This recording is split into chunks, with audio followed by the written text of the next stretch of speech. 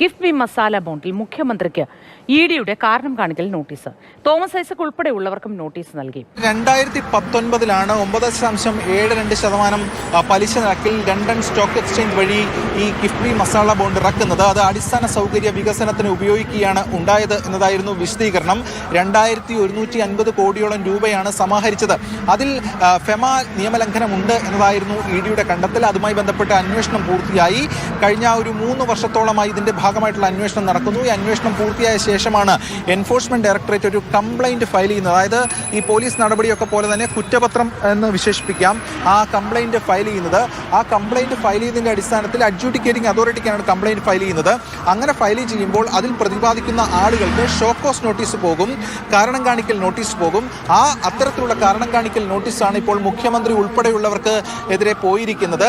അതിൽ മുഖ്യമന്ത്രി ഉൾപ്പെടെയുള്ളവർ കാരണം കാണിക്കൽ നോട്ടീസിന് മറുപടി നൽകേണ്ടി വരും. അത് പ്രതിനിധി വഴിയോ അല്ലെങ്കിൽ അഭിഭാഷകൻ മുഖേനയോ ഈ മറുപടി ഫയൽ ചെയ്യാം.